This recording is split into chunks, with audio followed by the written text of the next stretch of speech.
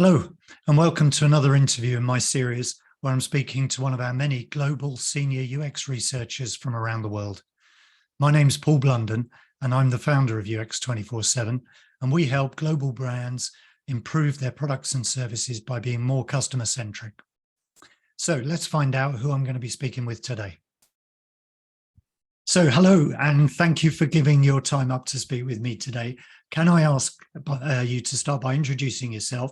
What is your name and whereabouts do you come from? Hello, I'm Ece. I'm from Turkey. Well, hi, Ece. Istanbul. I beg your pardon? And in Istanbul. Istanbul, right. Yeah. Okay, well, I've obviously, we've spoken before, Ece, so it's great to talk to you again. And I hope if you've got friends or family that have been affected by the recent problems in Turkey, that they're all okay. Some friends, yes, but it's hard to witness all about that because it's really a huge disaster and it's really hard to witness it. But I will talk about it a little bit later. Okay. Yeah. No problem at all. Well, I think everybody's thoughts with people who live in Turkey. The pictures from around, on the news have been absolutely horrendous. But anyway, let's move on to happier things. How long have you lived in Turkey? Since I worked from here, 36 years. But I live in Istanbul in last 15 years. Oh, right. Okay. And have you lived in other countries as well at all?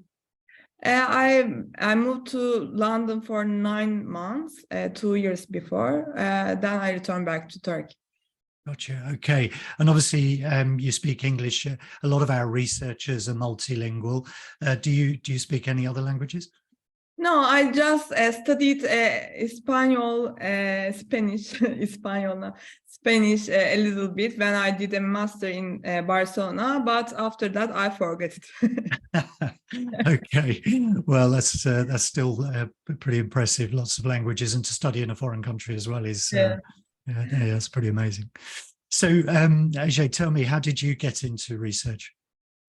Actually, after I did marketing master, I decided to make my career in market research, qualitative market research. So I start my career as a qualitative research. But when I freelance, I learned about UX research, and I really get excited about it because there are a lot of qualitative research in Turkey market, and I want to some differentiation points in that period of my time.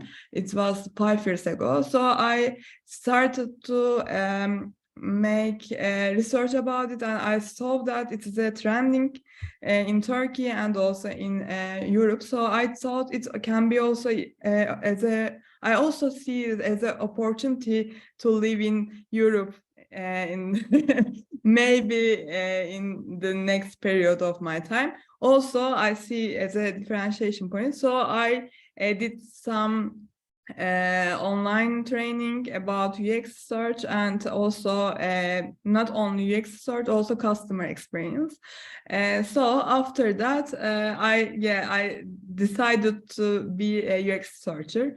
At that point, I know a lot of theory because yes, I was also qualitative researcher and I know how to conduct interviews, but I also learned design thinking and other tools, and I want to implement it before start as a career. So with my friend, we did our first UX project for a startup website. It is our friend's website actually. So I implement all of my knowledge there. Then I define myself as a UX researcher. Fantastic. Okay, well, that's a route quite a lot of people take these days, from sort of market research into UX research. And obviously the qualitative research skills really transfer perfectly, particularly around discovery and research and things like that. And do you have sort of favorite methodologies that you've sort of adopted or use as part of your UX research? Yeah, actually, I like usability test method because I found it as an ethnographic observation. But not also focus group discussions can be. But I think I like design thinking methodology because it is, for example, when you gain insights and you write a report, when you are a qualitative research, it's like you done your job. But in design thinking, you can also find solutions for these insights. And I think it's, I don't know, I like that. That part of design thinking. I think it also add value to my work. Yeah, I agree, and to the customer as well, I think. I love the fact that in UX research, because of that kind of design part of it, we're helping the customer by providing solid recommendations rather than just a commentary on what happened in the research. Yes, at least you can give us a result and a solution how you can touch people's life. Yes, indeed. And what market sectors have you had experience in, Ajay? Mostly e-commerce, but also, for example, I also define myself as a CX consultant. So also we did insurance product journey. For example, I did also finance. In different sectors I worked. For example, I even worked for marine experience. So yeah, in different sectors, but mostly e-commerce, I can say. Right. Yeah, a lot of our researchers have a lot of experience in e-commerce and financial services because they are sectors, it seems, the world over that spend the most money on this kind of work. I'm really interested to ask about the sort of maturity of the different markets our researchers work in. So I wonder if you could tell me a bit about what your understanding is of Turkey's maturity, and particularly how customer-centric do you think the brands are in Turkey? I think when we compare to Europe, people, for example, in Turkey's companies just realized UX and CX in last years. So they just try to, for example, okay, we need to create persona or we need to create a customer journey, but I don't think they really get it. It's like their job to be done. So I think there are things to go, but I also see there is really, how can I say it? But there is also, they really try to, some brands really try to be more human-centric. For example, they start to do UX search and they try to change their product according to these results. They are, yeah, things like that, but not very much, I can say. Right. And what do you think the sort of challenges are then facing researchers in organizations in Turkey? Actually, I think, for example, they don't get what the results they will get after this UX search. For example, one of my clients, I said, okay, I did your research, we understand your journey, but now you need to do, for example, human design thinking, because you need to find the solutions for these pain points, and they didn't get it. Also, for example, they get it, okay, we need to find pain points, but I also said them, for example, you need to maybe create your journey to be done, because it is a new website and you need to design your user experience before you launch this website. They didn't get it, for example. I think they need it, but it's very hard to tell them, yes, you need that, but they don't understand why sometimes, and it will be a problem. Yeah, it's a challenge still. It's one of the tools I still use the most is a Bias and Mayhew graph from the late 90s of the number of design alternatives diminishing and the cost of change rising as we go through the program. And I still share that so often. And it's every time I bring it out, I'm slightly die a little inside, because after 20 years, we're still educating around that problem. Anyway, interesting. Perhaps the maturity will change over time. And have you got any flagship projects that you could talk about, something that you're sort of really proud of or that you feel had a big impact? Yeah, for example, one of my project is about a hardware store. They want to become a market space. So they try to understand what is what is the current journey of people, and how what is their pain points, and how they can solve these problems when they become a market space. I like this project because we analyze decoration journey separately, and also modification journey, because this website want to be a market space that they only focus house products, and it will be the, I don't know, unique market space when we think about Turkish market. So I like it because I try to understand these journeys separately, and I pinpoint pain points in each process, and then I said, okay, in each journey have different pain points, but also they have common pain points, and you need to focus on. And in the end of the project, we get how might be question, and it was very I don't know, I think it was, it also helped them to solve their problems, because it's like we found out that people really hesitation when they online shopping for their home. For example, when it's about modification, because it's a huge amount of money, and they want to go to a store to buy these kind of products. And we try to find a solution how we can gain their trust, and make them pay from online.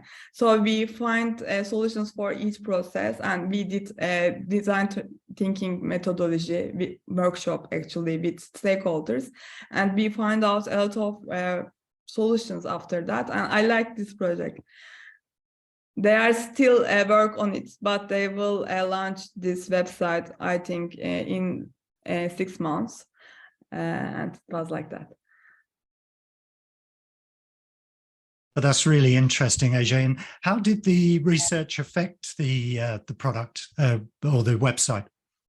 Yeah, actually, they are still trying to do it because they didn't launch website yet. But I think with this research, I think I show the barriers of the users, and they really try to find solutions, because I try to say that, okay, now even very big e-commerce companies that people try to,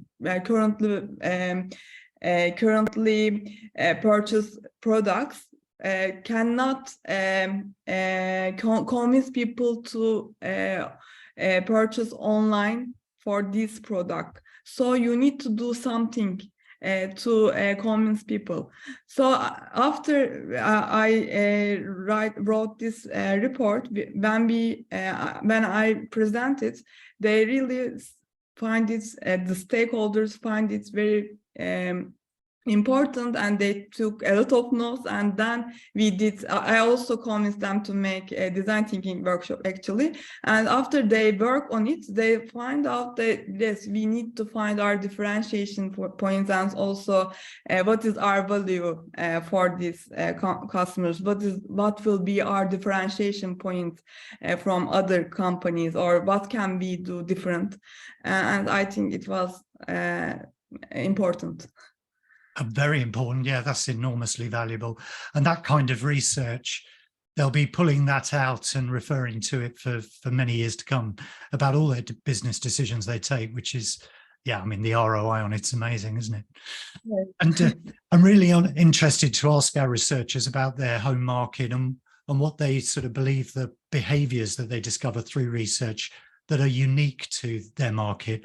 I wonder if you could speak to those for me. For Turkish market, do you mean? Yes. Yeah, actually, for example, I also live in London for 9 months, and when I compare behaviors, I realized in Turkey, I think we are more, I don't know how to say, but we want to get for example, online shopping immediately. For example, Getir is one of startup company from Turkey, actually. For example, here, Getir also have a Getir Bazaar, and they also bring you different kind of products like stationery, grocery in your neighborhood. So I think as a Turkish people, we like this. We don't want to go out and buy something. We want everything with a courier. Really? That's Yes, fascinating. yes. I interviewed a colleague last week who lives in Spain, and the story is the exact reverse. He said everybody in Spain likes to go out and visit shops. There's shops on every street and every corner. And he said the biggest problem they have in Spain is convincing people to buy online, where it sounds like in Turkey, it's the entire reverse. It's all about the fulfillment. Especially after pandemic, I think we get used to it. And now there are, for example, e-commerce markets also trying to bring food to you. They expand their service. So I think there is a trend about it in Turkey. And do you think, therefore, the sort of online adoption of for people generally is quite high in Turkey then? Yes, I think so. Also, I think we use social media a lot, and when we compare to other companies, we all have Instagram, Twitter, and we really use it. Maybe it's because of that. Maybe we don't go out. I don't know. Maybe political reasons. Right. Okay. Well, we won't get into that. Yeah. But I've only got a couple of questions left, and I always ask everybody what's inspiring you at the moment. And I think I can guess, but please tell me. Yeah, actually, I'm thinking about when we think about this earthquake, we really question our life and what are we doing, what are we living for, and this period of time, I realized I want to make things more meaningful with my profession. For example, I think brands also can collaborate with non-profit organizations and try to make more meaningful things like human-centered, and they can use design thinking tools, and they try to help people, touch people's lives. For example, there are millions of people lost their home now and their families and things like that. And I think brands should do more. And I think I can do more when, for example, I think we can use design thinking tools more to create solutions for these people. I try to figure out what can I do more to be more active in this time like that. Well, I think that's a really heartfelt thought, and I'm not surprised after such a tragedy in your country. I think we should probably all think about our role in and what we're trying to achieve in our lives. And finally, Asia, I'd like to ask you, what's the biggest learning for you since you became a researcher? I think as a researcher, because it's like my last 10 years, I think I learned really try to understand the things, the motivations behind their answer. It's not only their answer, I also learn observation, and I really understand there are a lot of different emotional motivators, and I try to get these insights, and it is the biggest learning for me. Fascinating. Yeah, I think trying to understand what people say versus what they do, and how they act and behave is part of the researcher's job, isn't it? It's yeah, a really interesting point. Thank you. And thank you, AJ, for joining me. That's been fascinating to hear about your career into research and what you've been doing, and also your use of design thinking, as well as sort of the conducting of research. You've really made a transition from market research sort of wholeheartedly into UX. So well done on that. And thank you very much. Thank you for this interview. Oh, you're welcome. You're welcome. Great to speak to you.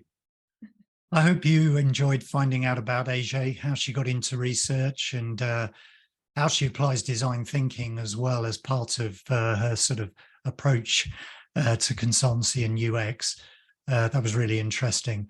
And also to hear about the Turkish behaviors of wanting everything now online, such a contrast to what I heard about in Spain just a week ago. Anyway, thank you for joining me. My name is Paul Blunden. I'm founder of UX247. We help global brands improve their products and services by being more customer-centric. If you want to find out more about what we do, you can visit our website, ux247.com, or find me on LinkedIn, and feel free to message me there. And of course, please subscribe to this channel, and there'll be another interview coming along soon. Thanks for watching.